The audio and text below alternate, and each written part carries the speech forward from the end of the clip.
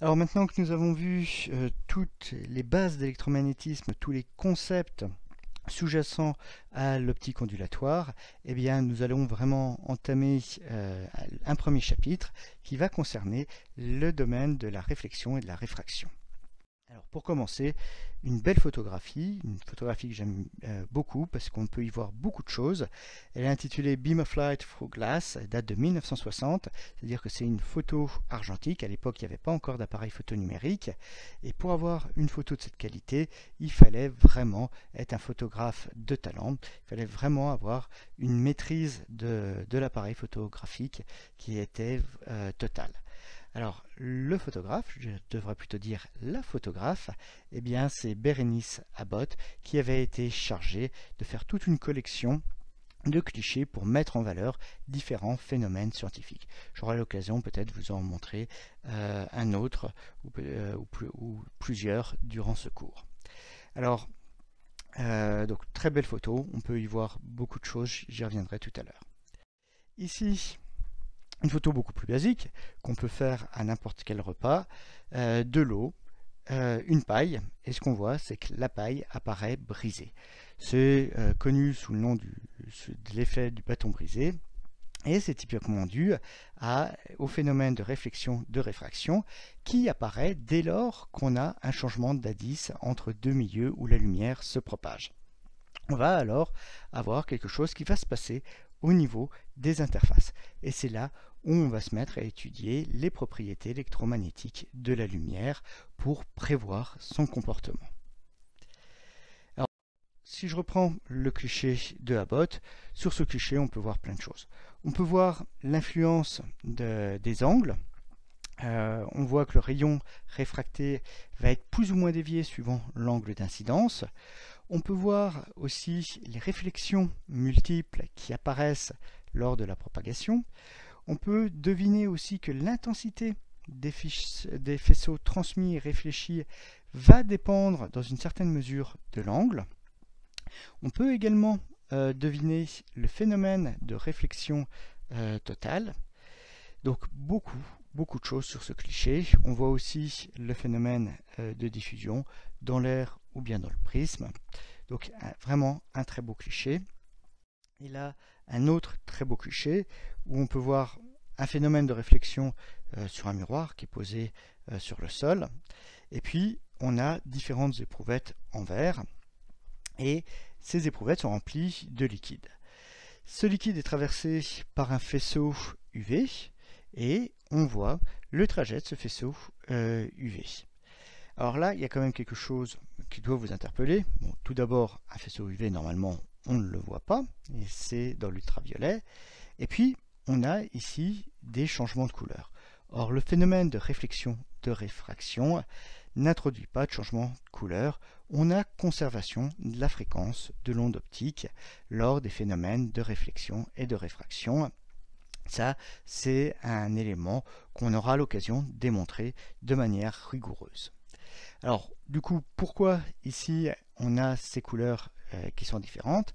Eh bien, c'est parce que les solutions qui ont été utilisées et mises dans les différentes éprouvettes sont des solutions qui contiennent des éléments fluorescents. Les éléments fluorescents vont être excités par le faisceau laser UV qu'on utilise, et chaque élément fluorescent va réémettre à sa propre longueur d'onde la lumière qui le traverse. Donc pour l'un des éléments ce sera le vert, pour un autre le violet, l'orange ou bien le rouge. Donc ça donne cette très belle image. Alors les phénomènes de réflexion et de réfraction, c'est des choses dont vous avez déjà entendu parler et vous les associez à Descartes et à ses lois.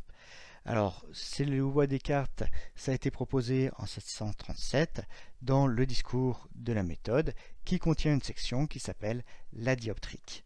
La dioptrique, c'est l'étude des dioptres, c'est-à-dire typiquement des lentilles. Alors, ce qu'il faut savoir, c'est que à la même époque, dans le monde occidental, il y a d'autres savants qui s'étaient intéressés à des problèmes similaires et qui avaient aussi obtenu des résultats très intéressants, parfois non publiés. C'est le cas par exemple de Kepler, d'Herriot ou bien de Snell. Faut savoir que dans le monde anglo-saxon, on parle plus de loi de Snell que loi de Descartes. Il faut savoir aussi que hors du monde occidental, notamment dans le monde arabe, il y a également eu des travaux extrêmement poussés avec des formulations de ces lois de réflexion et de réfraction. On peut penser aux travaux d'Ibn vers 1015. Alors, les lois de Descartes, eh bien, elles vont nous donner les angles de réflexion et de réfraction. L'angle de réflexion sera égal à l'angle d'incidence, c'est I1 qui vaut I2. Dans le cas de la réfraction, la loi est un petit peu plus complexe, elle fait intervenir des sinus et les indices des milieux incidents et des milieux de transmission, et ça nous donne N1 sinus I1 qui vaut N2 sinus I2. Alors, ces lois de Descartes, ce qu'il faut savoir, c'est qu'elles ne nous donnent que des directions pour les rayons réfléchis et le rayon transmis. Elles ne vont pas nous donner leur amplitude. Pour ça, il va falloir creuser un petit peu plus, et c'est ce que nous ferons dans le cadre de ce chapitre. Mais bon, elles ont quand même un mérite énorme, ces lois de Descartes, c'est qu'elles nous permettent de comprendre tout ce qui est fonctionnement des lentilles, tout ce qui est fonctionnement des miroirs, donc toute l'optique géométrique peuvent être compris grâce à cette loi de Descartes. Ici, juste un petit exemple, c'est pas un dioptre élaboré, c'est pas une lentille, c'est juste une goutte d'eau, et vous voyez, une interface bombée, c'est suffisant pour créer une lentille, et donc pour créer une image, ici, c'est l'image du Golden Gate qui a été inversée, vu qu'on a ici un dioptre qui est convergent. Donc, dans le cadre de ce cours, on va se focaliser quasi exclusivement sur des interfaces planes, parce qu'elles sont plus simples à décrire. On parlera quand même des interfaces comme les lentilles d'un point de vue de l'optique ondulatoire, mais ce ne sera pas avant le chapitre 6 qui sera dédié à la formation des images. Alors comme on revient ici de vacances, juste une petite photo de la plage, où on peut voir que lorsqu'on est sur le bord de la plage avec une mer un petit peu agitée, eh bien des filets de lumière qui apparaissent. Alors ces filets de lumière, ils ne sont pas liés à une réflexion sur les vagues. Donc ce n'est pas un phénomène de réflexion, là c'est un phénomène de réfraction. Ça veut dire que les petites ondulations créées par les vagues, ça va donner le même effet qu'une lentille avec une certaine focale et qui va faire focaliser la lumière sur le fond qui est constitué de sable, qui lui va réfléchir ensuite la lumière. Donc ça peut donner ces belles fluctuations qu'on peut apercevoir quand on a une belle mer avec un petit peu de vent. Bon, j'en ai fini pour cette introduction. Ici quelques mots plus précis sur ce qu'on va voir dans le cadre de ce chapitre. On va démontrer les lois de Descartes de manière très rigoureuse. On va expliquer deux types de constructions géométriques qui nous permettent de connaître les orientations des rayons réfléchis et transmis.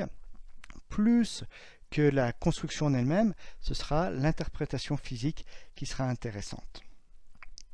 On passera un petit peu de temps sur les coefficients de Fresnel, c'est-à-dire c'est la prédiction de l'amplitude des rayons transmis et réfléchis, et on verra que ça va dépendre de l'angle d'incidence et d'une autre propriété de la lumière qui est la polarisation.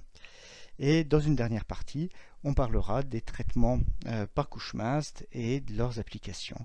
On peut faire beaucoup de choses en utilisant uniquement les lois de la réflexion et de la réfraction et leur traitement par l'électromagnétisme.